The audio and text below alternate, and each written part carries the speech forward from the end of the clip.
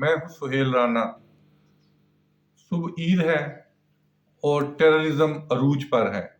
یہ دہشت گردی کے 122 سے 130 واقعات ہوئے ہیں گزشتہ 3 ماہ میں۔ یہ کیوں واقعات ہو رہے ہیں، اس کی جب میں نے 3-4 روز سے سارا انویسٹیگیشن تو نہیں کہہ سکتا، میں نے ساری ڈیفرنٹ سٹیز سے بایو ڈاٹا اکٹھا کیا، تو نیچرلی یہ سب سے بڑا ہمارا المیہ ہے کہ ہماری پولیس جو ہے وہ انتہائی کرپٹ ہے۔ یہ کرپشن ایک سپاہی سے لے کے انسپیکٹر جنرل پولیس تک یہ کرپٹ ہے۔ مجھے کے پی اور بلوچستان سے زیادہ معلومات حاصل نہیں ہو سکی، کیونکہ کے پی میں ڈیفرنٹ چیزیں ہیں، وہاں پہ تو لوگ ہتھیار نکال کے تھانہ بھی اڑا دیتے ہیں اگر کسی کے ساتھ زیادتی ہو، لیکن یہ پنجاب اور سندھ میں ایسے واقعات نہیں ہیں۔ اور سب سے حیرت اس بات کی ہے کہ کیپٹل جو ہے پاکستان کا اسلام آباد، یہ سب سے زیادہ کرپٹ پولیس کے لوگوں پر مشتمل ہوتا ہے۔ جو سی ایس پی افسران آتے ہیں وہ 2 سال کے بعد چلے جاتے ہیں، پھر آتے ہیں کبھی کبھار، پھر چلے جاتے ہیں۔ ایک سپاہی جو بنتا ہے وہ 85 میں شاید یہ پہلی دفعہ 86 میں اسلام آباد کی پولیس کو مارز وجود میں آیا، یا 84 میں، تو ایک لاٹ اے ایس آئی کی بھرتی ہوئی جو پورے پاکستان سے بھرتیاں ہوئی تھی۔ وہ سارے، جب میں اسلام آباد آیا تو 94 کی بات ہے، تو اس وقت پہلا اس لاٹ میں ایک جمیل ہاشمی انسپیکٹر تھا، وہ پہلا انسپیکٹر تھا جو ایس ایچ او لگا ہوا تھا، اور یہ سارے ریٹائر ہو چکے ہیں، یا ایک آدھ کوئی رہتا ہوگا ریٹائر ہونے والے۔ یہ کھرب پتی ہیں جو اے ایس آئی بھرتی ہوئے تھے، اور سارے S S P, D I G, A I G بن کے یہ آلموسٹ اس میں 15-20 ایسے دانے تھے جو 100-150 بھرتی ہوئے تھے، اس میں سے 20 ایک ڈی ایس پی تو نہیں، ایس ایس پی بن کے ریٹائر ہوئے۔ اور ان کی یہ وزراء کو خرید لیتے ہیں، تو پولیس کا آئی جی ادھر کیا کام کرتا ہوگا۔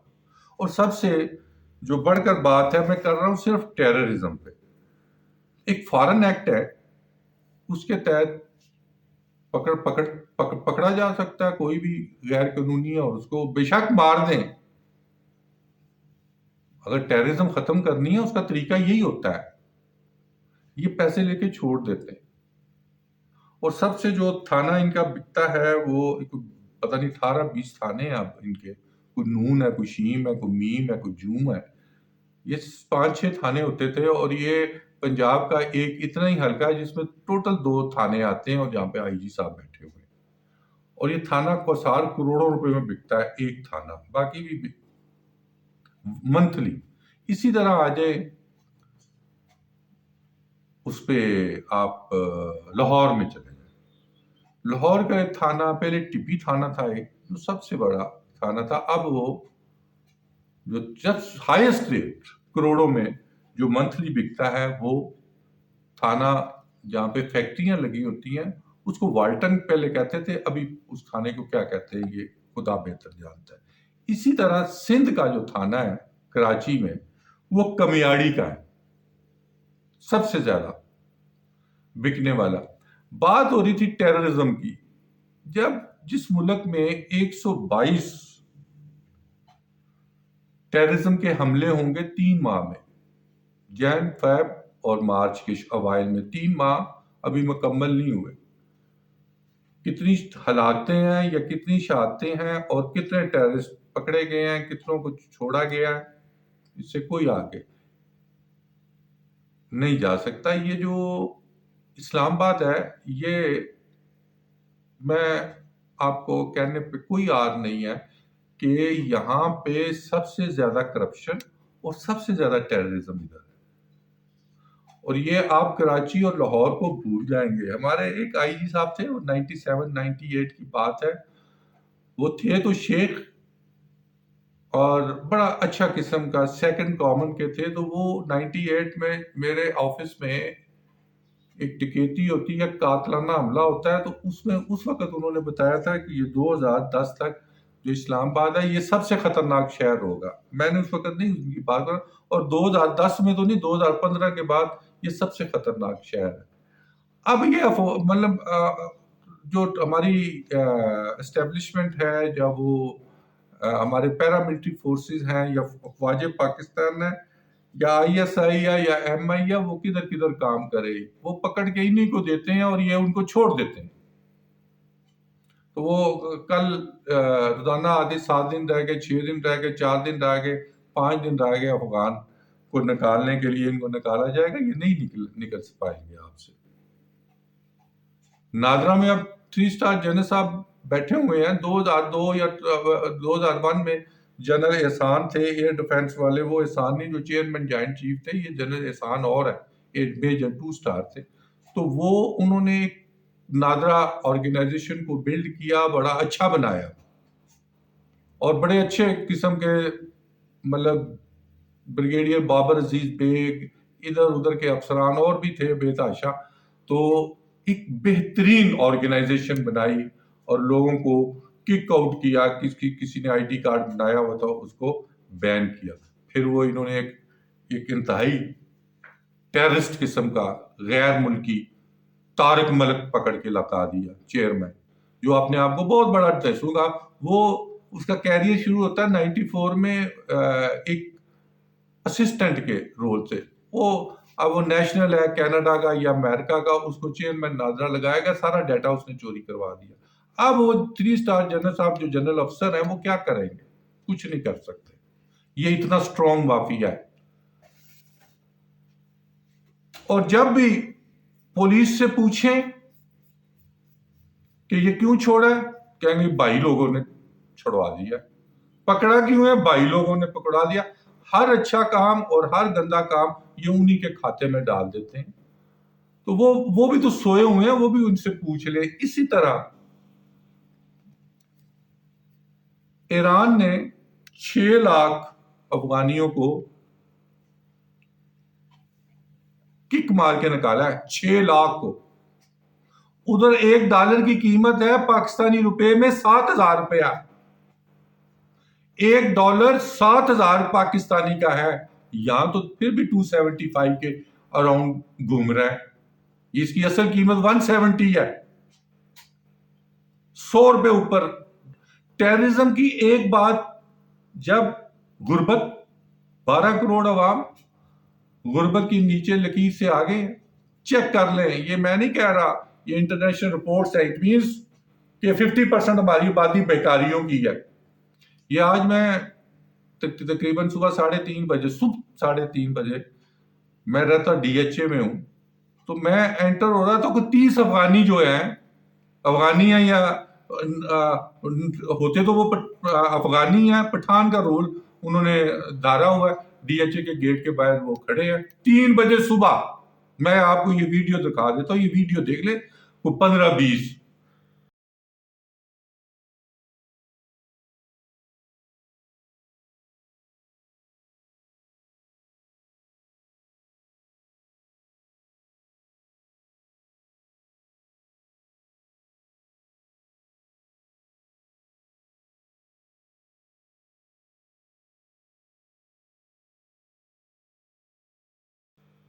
تو اگر یہ ڈی ایچ اے کے گیٹس کے باہر کھڑے ہیں نا، تو یہ گیٹ کے اندر بھی آتے ہوں. تو یہاں پہ میں نے محتاط اندازے میں بتایا 131 جرنیل 2 اسٹار 3 اسٹار یہاں پہ رہ رہے ہیں ڈی ایچ اے والے، جنہوں نے بڑے آپریشنز کیے ہوں گے. تو ان کی زندگی، عام بندوں کی زندگیوں کو بھی خطرہ ہے، ان کی زندگیوں کو بھی خطرہ ہے. ایک بریگیڈیئر صاحب ابھی یہ کہہ دیتے ہیں نا جی وہ گیس کا دھماکہ ہوا تھا. گیس کا دھماکہ نہیں ہوا تھا جب بریگیڈیئر صاحب ڈی یا ای میں جن کی ڈیتھ ہوئی ہے. جنرل احتشام ضمیر کا جو ہیں وہ دھماکے سے، گیس کے دھماکے سے اللہ میاں کے پاس نہیں گئے تھے، ادھر بھی ٹیررزم ہی ہوئی تھی. تو انہوں نے اپنی جب وہ سروس میں ہوتے ہیں بڑے بڑے آپریشنز کیے ہوتے ہیں. ان کی زندگیوں کو واقعی خطرہ ہوتا ہے، عام بندے کو بے تحاشا ان کو بھی خطرہ ہوتا ہے. تو اس لیے ڈی ایچ اے والے بھی تھوڑا سا خیال کریں. جو انہوں نے کمرشل کے نام پہ ایک جو ہی آپ انٹر ہو تو رائٹ سائڈ پہ ایک راجہ بازار بنانا شروع کیا ہوا ہے، تو ٹیررزم نہیں رکے گی۔ ابھی تو یہ میں آپ کو پہلے بھی کہتا تھا، بنو میں وادی اور سوات میں، بنو میں، اور ایک علاقے کا پارا چنار کا میں نام لینا چاہتا ہوں جہاں پہ بڑی رٹ کمزور ہے ہماری، ادھر ہو رہے ہیں، تو سیٹل ایریے میں بھی یہ شروع ہو جائیں گے۔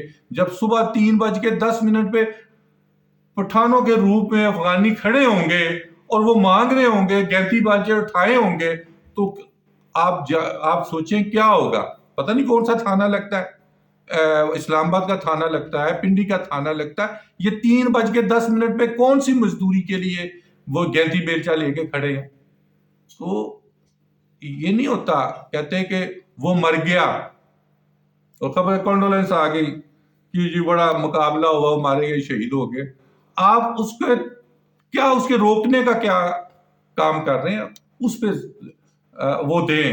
کہتے ہیں نا کہ کوئی بھوک سے مر گیا تو ذمہ دار کون ہے؟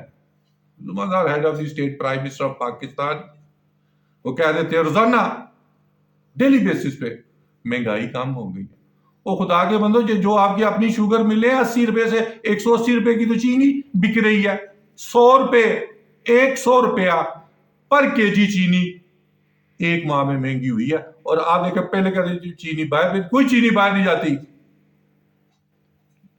ادھر سے جاتی ہے وہاں پہ کراچی میں، ادھر سے واپس آ جاتی ہے۔ اور کہتے ہیں ابھی وہ دبئی سے چینی لی گئی ہے، وہاں تو ایک گنڈیری پیدا نہیں ہوتی تو چینی کدھر سے آ گئی ہے۔ کسان مر رہے، کسان کی گندم کی قیمت نہیں لگتی۔ اب آلو 50 روپے کلو ہے یا 40 روپے ہے، پیاز 60 روپے کلو ہے، آٹا 100 روپے کلو ہے، تو چینی 180 روپے کلو کیسے ہے؟ کیونکہ وہ انہیں کی ہے، کوئی پریزیڈنٹ آف پاکستان ہے، کوئی پرائم منسٹر آف پاکستان، کوئی جنگیر ترین ہے، یہ انہیں کی ملیں ہیں۔ 180 یہ کہتے تھے ہم 300 روپے یونٹ بجلی سستی کریں گے، 300 یونٹ فری کریں گے، اور تسی پہلے اپنی چینی تو سستی کر لو۔ تو terrorism last and final, terrorism اس وقت تک ختم نہیں ہوتی جب تک عوام کے، غریب بچے کے باپ کو دودھ مہیا نہیں ہے کہ دیا جا سکتا۔ اسٹیٹ جو ہے وہ ماں ہوتی ہے، جب ماں اپنے بچے کو دودھ نہیں دے سکتی تو وہ اسٹیٹ کمپرومائزڈ ہوتی ہے۔ جو حالات ہیں کے پی اور بلوچستان کے، اللہ نہ کرے سندھ اور پنجاب کے بھی ہوں، لیکن اسلام آباد کے یہ حالات ہونے والے ہیں۔ 157 کے قریب یہ کیا ہوتی ہیں، جو جیسے بیریا ٹاؤن ہے، سوسائٹیز، 157 میں سے 155 جعلی ہیں، بلڈنگز بنی ہوئی ہیں جن کے پاس این او سی نہیں ہے۔ کس نے بنائی ہیں؟ ٹیررزم اسی وقت ہی ختم ہوگی جب رول آف لا ہوگا۔ رول آف لا نہیں ہوگا تو ٹیررزم کبھی نہیں ختم ہوگی۔ ایک پولیس افسر جو انتہائی ایماندار ہے اس کو سائڈ پہ کر دیا جاتا ہے، اور ایک کرپٹ ترین ناصر اکبر جیسا، اور میں اور کسی کا نام نہیں، میں پچھلے آئی جی کا ہی نام لینا چاہتا ہوں، جو سب سے ڈیڈلی آنیسٹ آدمی تھا، وہ جو سیف سٹی والا آئی جی تھا، کیپٹن صاحب، نام میرے ذہن سے ان کا نکل رہا ہے، 90 PM میں لانگ کورس کا تھا، اور کیپٹن شیر خان کے ساتھ، کرنل شیر خان کے ساتھ وہ بچ گیا تھا، اور شیر خان جو ہے کرنل شہید ہو گیا تھا۔ یہ اس کا کورس میٹ ہے، نام میرے ذہن سے اس کا نکل رہا ہے۔ ایسے بندوں کو جب آپ کک آؤٹ کر دیں گے تو پھر رزلٹ یہی ہوں گے۔ 800 گاڑیاں، 100 قتل اور 500 ڈکیتیاں ہیں 3 ماہ کی اسلام آباد کی، چھوٹے کرائم چھوڑ دیں جب ایسے۔ اور یہ وہ ہیں جو کوٹ اینڈ کوٹ ہیں، جن کی ایف آئی آرز موجود ہیں، اور جن کی ایف آئی آرز نہیں ہے اس کا تو اللہ ہی حافظ ہے۔ تو یہ میں نے باقی یہ جو وزارت خارجہ کی کرپشن اور 1000 ارب روپے کی کرپشن ماہانہ، سب کو بتا چکا ہوں، کوئی نہیں ختم ہوتی، صرف ایک پیٹرول ہی یہ بند کر دیں نا تو 500 ارب روپے ماہانہ ٹھیک ہو جاتے. گاڑیاں بند کر دیں تو 300 وہ لگا لیں. 800 ارب روپیہ سالانہ ہے اس پہ خرچہ. پیٹرول اور 80,000 روپیہ بھی لیتے ہیں, لاکھ روپیہ بھی لیتے ہیں, گاڑی بھی سرکاری لیتے ہیں, پیٹرول بھی سرکاری لیتے ہیں, بیوی بچوں کے لیے گاڑیاں علیحدہ بھی ہوتی ہیں. گاڑیاں ختم کریں. 1,000 ارب روپے کی صرف گاڑیاں ختم کرنے سے کرپشن ختم ہوتی ہے. فیڈرل سے, پنجاب سے, سندھ سے اور کے پی سے. انہوں نے مالٹا 1 درجن لینا ہو تو سرکاری گاڑی 800,000 روپے کا پیٹرول لے کے 200 روپے کا مالٹا لینے جاتی ہے, اور 1 لاکھ روپیہ بھی لیتے ہیں, سرکاری گاڑی بھی لیتے ہیں. گاڑیاں ختم ہیں, 1,000 ارب روپیہ اسی میں سے بچت ہو جائے گی. وزارت خارجہ پاکستان کا کرپٹ ترین وزارت خارجہ ہے, جو بچوں کی اٹیسٹیشن سے لے کے 20 کروڑ روپیہ ماہانہ لیتا ہے. وہ کیا چلی گئی ہے, وہ جس کو میں جعلی بلوچ کہتا ہوں, وہ اس کی ہیڈ تھی. اب وہ فرانس میں پتہ نہیں کیا کر رہی ہے. تو یہ باقی کل عید ہے, کل وزارت خارجہ پہ مفصل رپورٹ دوں گا کہ ان کی جو سوسائٹی کیا ہے, کس کو ٹھیکے دیتے ہیں, کیسے یہ سفیر جاتے ہیں, کیسے یہ 20, 21, 22 گریڈ لیتے ہیں. اور ایسے ہی مذہبی امور کا ایک سیٹ اپ ہے, ڈائریکٹریٹ جنرل حج کا. کوئی پاکستان ہاؤس گزشتہ 10 سال سے ختم ہوئے ہیں, 30-40 ارب روپیہ سالانہ لگ رہا ہے, کوئی کام نہیں کرتا. اور انہوں نے تو کرپشن کی ایک بھرمار ہے. ان کو یہ بھی نہیں پتا کہ حاجیوں کے نام پہ پیسہ لینے والوں کو جو وہ قیامت کے دن, یہ قرآن پاک میں لکھا, جنہوں نے حاجیوں کو لوٹا ان کے جو چہرے پہ ماس نہیں ہوگا. انہی الفاظ کے ساتھ پاکستان کی عوام, ناظرین کو ایڈوانس عید